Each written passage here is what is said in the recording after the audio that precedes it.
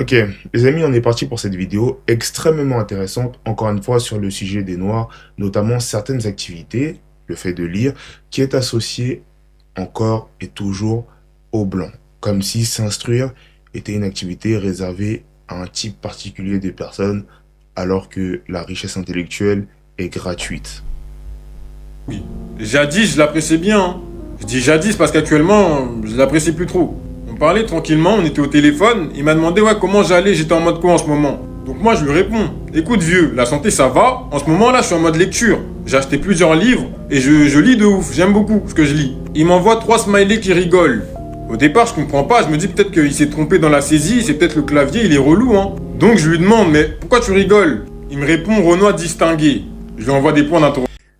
Je pense qu'avec ce court extrait, on peut encore une fois se rendre compte de la mentalité qui gangrène la communauté noire, les noirs de manière générale, communauté ou les gens qui s'y associent ou les gens qui n'en font pas partie mais qui sont noirs ou qui habitent dans la diaspora française.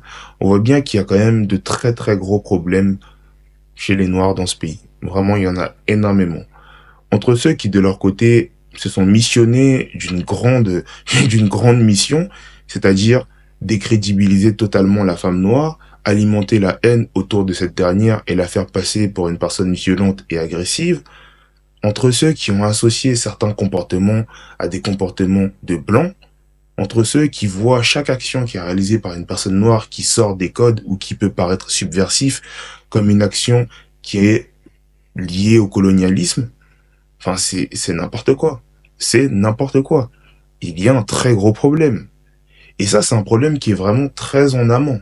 C'est la vérité. C'est un problème qui est très, très en amont, qui est peut-être cultivé de je ne sais où, parce que j'ai une anecdote qui est plutôt intéressante sur le sujet. C'est-à-dire que moi, à 10 ans, de par le milieu dans lequel je vivais, c'est-à-dire que je n'ai pas vécu dans un quartier, je n'ai pas vécu dans une cité, j'ai vécu en grande majorité dans ma vie dans une ville qui se rapprochait énormément de la campagne, pourtant elle était dans la banlieue, donc dans la banlieue, les alentours de Paris, mais elle est une ville qui est, on va dire, très rurale. Elle est vraiment très rurale. Ça fait que j'ai fréquenté en majorité dans les écoles dans lesquelles est-ce que j'allais des personnes qui étaient blanches et très peu de noirs, une minorité de noirs. Mon éducation, elle était vraiment tournée autour de la lecture. On a vraiment évité les écrans. À l'époque, il n'y avait déjà pas beaucoup d'écrans. Ça fait que j'étais plus tourné vers les livres, la lecture. J'aimais énormément lire. C'était une activité très enrichissante. Et à 10 ans, ce que j'ai fait, c'est que par effet miroir, le neurone miroir qu'on entend souvent, les enfants copient ce qu'ils voient ou ce qu'ils entendent ou ce qu'ils lisent. Moi, je lisais les livres et je copiais le langage des livres qui est un langage très soutenu dans ma vie. Ça fait que je parlais comme ce que je voyais dans les livres, un langage soutenu, à l'écrit bien entendu. Et quand j'allais voir mes cousins, qui eux de leur côté habitaient dans le 93, il y avait une dualité énorme entre nous deux, étant donné que moi j'habitais dans un lieu, on va dire, même si j'aime pas vraiment ce terme, un peu plus chic, et eux dans un côté, même si c'est pas vraiment des très bons termes, un peu plus ghetto, il y avait une dualité énorme. Et moi, il me prenait pour un fou. Il me voyait comme un fou. Il se disait, il se prend pour un blanc. Il me prenait un peu en grippe. On avait énormément de conflits dus aux différences fondamentales qui existaient entre eux et moi. Et ça faisait qu'on a eu une éducation qui était totalement différente. Et ça se ressentait à notre manière de parler. On était totalement différents. À 10 ans, j'avais un langage avancé pour un jeune de mon âge, et eux, ils avaient un langage qui était totalement différent, qui tendait vers le langage familier, parce qu'ils habitaient dans un certain milieu. Donc, ça m'a fait penser à un commentaire dans l'une des dernières vidéos. La débâcle verbale provient en partie de l'éducation. En effet, ça provient en partie de l'éducation, mais en sortant de ce cadre de l'éducation, parce qu'à un moment donné, il y a aussi les personnes que tu fréquentes, tes parents, les personnes que tu fréquentes, et aussi les gens que tu vois. Ton ouverture d'esprit, ta capacité à pouvoir aller vers les autres et chercher à te développer. Parce qu'il y a beaucoup de gens qui rêvent de grandeur dans leur vie, mais qui pensent que ils vont juste rester dans un coin et la grandeur va venir à eux petit à petit plutôt qu'aller la chercher et donc ouvrir son esprit en allant parler à d'autres personnes et comprendre les choses qui ont des bienfaits dans leur vie. Peut-être regarder des gens qui sont inspirants à leurs yeux qui sont intéressants, qui ont réalisé de très grandes choses dans leur vie, hors du cadre des sportifs, des rappeurs ou des dealers, et essayer de regarder des gens qui sont par exemple entrepreneurs, politiciens, et voir quelle a été la clé de leur succès. Et généralement, on voit que la clé de leur succès, ça a été de s'instruire, de se développer, de changer de mentalité, changer d'entourage. Vous voyez que c'est tout le temps les mêmes choses qui ressortent dans le cadre du développement personnel. C'est tout le temps les mêmes choses. Et on a l'impression que les Noirs s'évertuent à refuser ce genre de choses. Et ça n'a aucun sens. Tout le monde demande des figures d'autorité noires qui sont dans la politique, mais ils se disent que ces figures d'autorité vont popper de nulle part et vont spawn comme ça. Non, ça n'existe pas. Elles n'arrivent pas comme ça. Elles se développent, elles s'éduquent, elles lisent. Donc, encore une fois, est-ce que c'est toujours une activité de blanc ou c'est une activité qui permet de t'instruire pour en découvrir énormément sur toi, sur ta communauté, sur tes racines, sur ton histoire?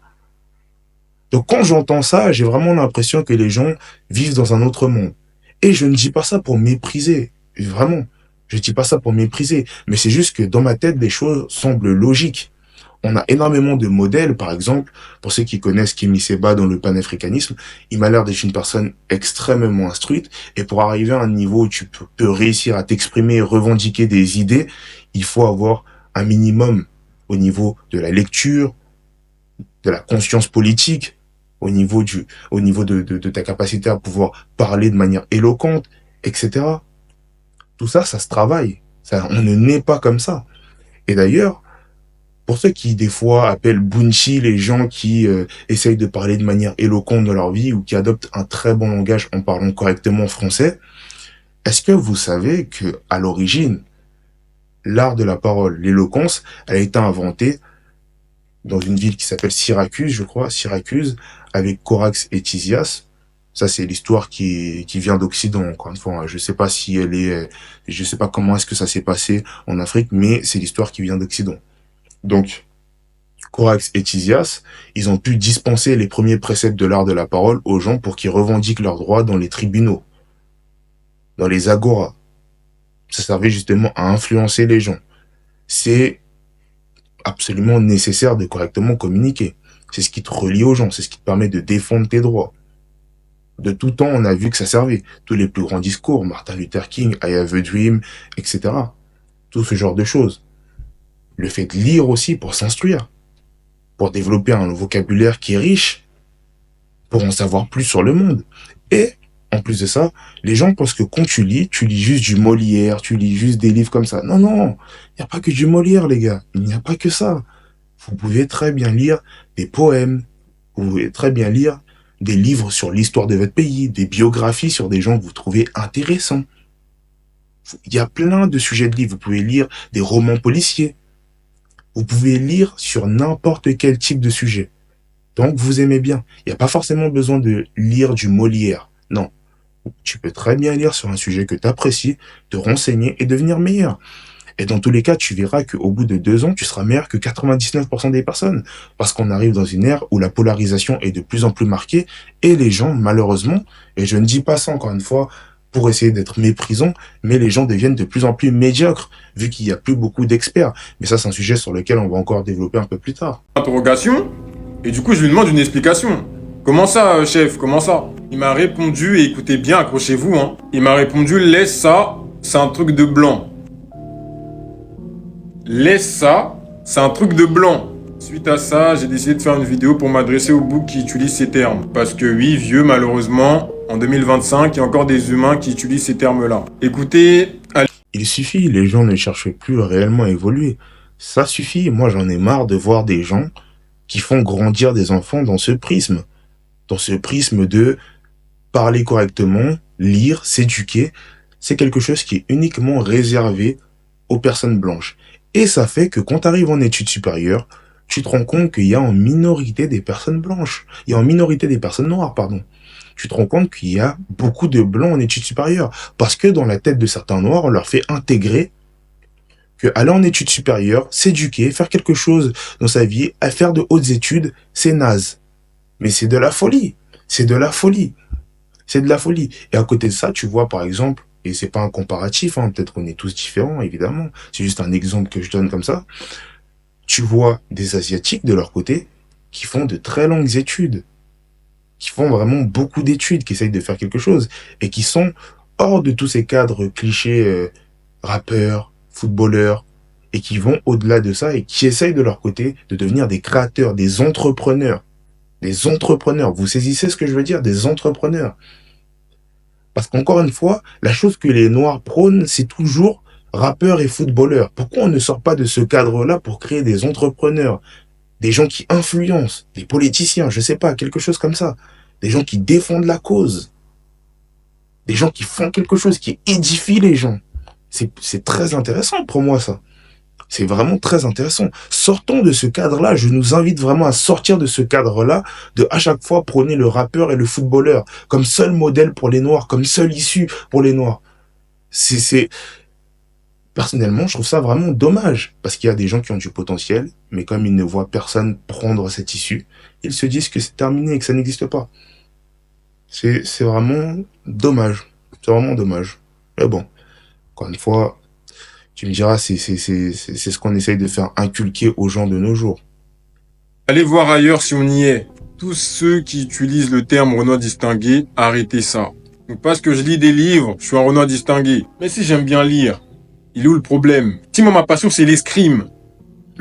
Et voilà, dès que tu fais quelque chose qui paraît subversif, qui menace l'ordre établi, tu parais pour un fou. Tu parais pour un fou. Tu décides de lire, tout le monde te dit oui, mais lire, je sais pas quoi. Mais les gars, toutes les figures d'autorité, ceux qui ont abattu, ceux qui ont mis fin à l'esclavage, ceux qui ont pu faire en sorte que la cause des Noirs soit revendiquée, ils ont lu, ils se sont instruits. Pourquoi vous dites ça? Pourquoi est-ce que vous dites ça? Et j'aimerais bien savoir, si quelqu'un a la réponse en commentaire, si quelqu'un s'est peut-être renseigné sur ce sujet et en sait plus que moi, je l'invite vraiment à écouter. Et en plus, vous vous rendez pas compte à quel point, quand vous communiquez correctement, c'est nécessaire, c'est important. On arrive dans un monde où il y a une polarisation qui s'effectue. C'est-à-dire que il y a en majorité des personnes qui communiquent mal. Et dans les années à venir, ça ne va être que de plus en plus marqué. Et il y a en minorité des personnes qui communiquent correctement. Et oui, ça a beau paraître cru, mais en faisant des efforts sur une certaine durée, tu deviendras meilleur que 99% des personnes parce que 99% des personnes ne veulent pas améliorer leur éloquence, leur capacité à s'exprimer, leur intelligence sur certains sujets. Les gens deviennent de plus en plus médiocres. Il y a de moins en moins d'experts. Et dans la génération qui va venir, ça va être de plus en plus marqué. Parce que moi, j'ai 19 ans par exemple. J'ai connu les écrans de manière abondante à partir de 12 ans, ce qui est déjà un âge d'exposition extrêmement jeune. Les petits frères, les jeunes, ils ont connu les écrans encore plus tôt. TikTok, la prolifération d'écrans, le fait de ne même plus vouloir lire, le fait de ne même plus vouloir s'éduquer. On crée des jeunes de plus en plus bêtes, de moins en moins intelligents, lobotomisés par Internet, les réseaux sociaux, qui vivent leur vie sous ce prisme-là. Et vous allez voir, la polarisation va être de plus en plus marquée. Il y aura une faible partie de personnes qui communiquera bien, qui aura des opportunités dans sa vie, qui se renseignera sur certains sujets, qui va apprendre des choses et qui seront plus intelligents que les autres parce qu'ils ont fait des efforts sur une très longue durée dans le but d'être meilleurs. Et il y aura une très grosse partie de personnes qui sera là, absorbée par cette vie, gangrénée par des idées néfastes, notamment celles qui émergent dans la communauté noire, avec des gens qui racontent tout et n'importe quoi. Oui, la femme noire est moche, oui, je sais pas quoi. Des gens qui racontent des inepties pas possibles et qui ne font que desservir les noirs. C'est littéralement le monde dans lequel on va vivre. Et ils vont tous être absorbés par ces sujets mondains, sans chercher réellement à se développer et à apprendre sur la vie. Alors qu'il y a Internet, alors qu'il y a plein de choses à faire. Il y a énormément de données, de data. Mais tout le monde préfère scroller plutôt que se renseigner. C'est le monde dans lequel nous vivons désormais. Encore une fois, si toi aussi de ton côté tu cherches à améliorer ta communication, n'hésite pas à cliquer sur le premier lien en barre de description et réserver un appel 100% gratuit avec moi. C'était Marc et on se retrouve pour d'autres vidéos. Prends soin de toi.